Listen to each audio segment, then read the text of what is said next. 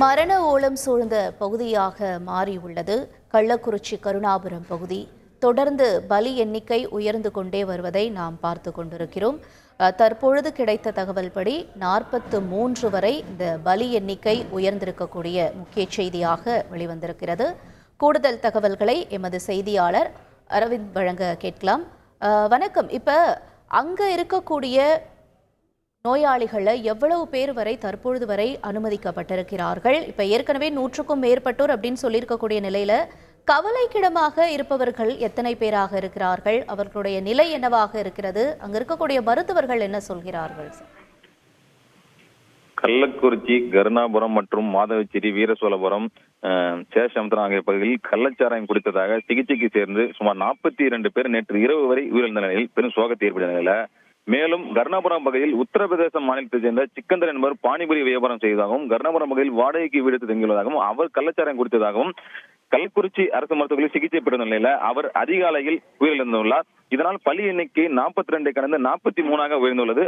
தற்போது கள்ளக்குறிச்சி பலி எண்ணிக்கை 43 உயர்ந்துள்ளது குறிப்பிடத்தக்கது. அதே போல பார்த்தோம்னால் சிகிச்சையில் பெற்றவர்கள் பெண்கள், திருநங்கைகள், ஆண்கள் உட்பட பார்த்தோம்னால் மொத்தமாக 156 பேர் இருக்காங்க. இதில் தற்போது உள்நோயாளியாக 118க்கும் மேற்பட்டோர் இருக்கின்றனர். இதில் குறிப்பாக பார்த்தோம்னால் கள்ளக்குறிச்சி அரசு மருத்துவக் கல்லூரியில் 65க்கும் மேற்பட்ட சிகிச்சை பெற்று இருக்காங்க.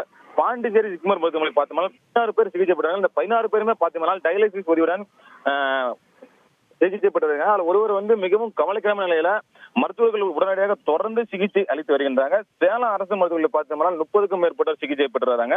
விழுப்புரம் முண்டியம்பாக்கம் மருத்துவர்கள் பார்த்தோம்னால் 2க்கும் மேற்பட்டோர் சிகிச்சை பெற்றாங்க. அவர்களும் டயாலிசிஸ் செய்யப்பட்டதாக கூறப்படுகிறது. இதுல பார்த்தோம்னா தற்போது மொத்தமாக பார்த்தோம்னா பெண்கள், திருநங்கைகள் உட்பட 150க்கும் மேற்பட்டோர் இப்போதும் உள்நோயாளியாக சிகிச்சை பெற்றுவதாக ஒரு தகவல் கிடைத்திருக்கிறது. இதில் பார்த்தோம்னா பலி எண்ணிக்கை தற்போது 43ஆக உயர்ந்து உள்ளது. இப்ப அங்க இருக்கக்கூடிய மருத்துவர்கள் தரப்புல இருந்து என்ன சொல்லப்படுகிறது அரவிந்த்? இப்ப அங்க இருக்கக்கூடிய இந்த அனுமதிக்கப்பட்டவர்களுடைய உறவினர்கள் எல்லாம் இருக்கிறாங்க இல்லையா? இப்ப அவங்க கிட்ட என்ன மாதிரியான மருத்துவங்கள் இங்க செய்யப்படுவதாக உறுதி கொடுத்திருக்காங்க?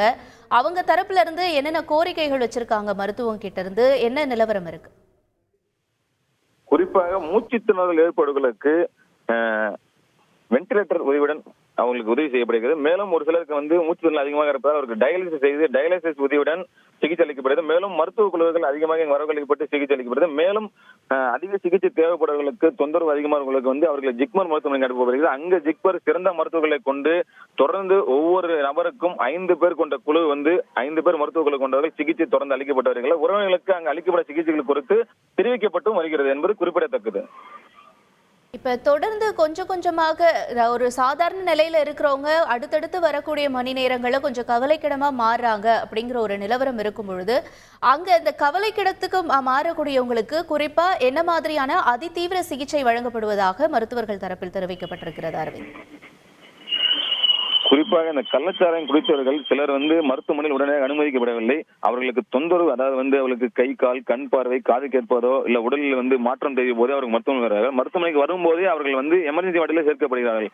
எமர்ஜென்சி சேர்க்கப்படும் போது அவர்களுக்கு மூச்சு திணறல் குறிப்பாக ஏற்படும் போது அவர்கள் சிகிச்சை தொடங்கும் போதே அவர்களுக்கு அந்த சிகிச்சை ஏற்றுக்கொள்ளாத சூழ்நிலை ஏற்படுகிறது. அதனால சிறந்த மருத்துவர்களை கொண்டு அவர்களுக்கு டயாலிசிஸ் செய்யப்படுகிறது. அதனை தொடர்ந்து அவர்களுக்கு வென்டிலேட்டர் உதவியுடன் தொடர்ந்து சிகிச்சை அளிக்கப்பட்டு வருகிறது என்பது மருத்துவர்கள் தரப்பில் நமக்கு தெரிவிக்கப்பட்ட ஒரு தகவலானது வெளியாகியுள்ளது. செய்திகளை உடனுக்குடன் தெரிந்து கொள்ள உடனே சப்ஸ்கிரைப் பண்ணுங்க.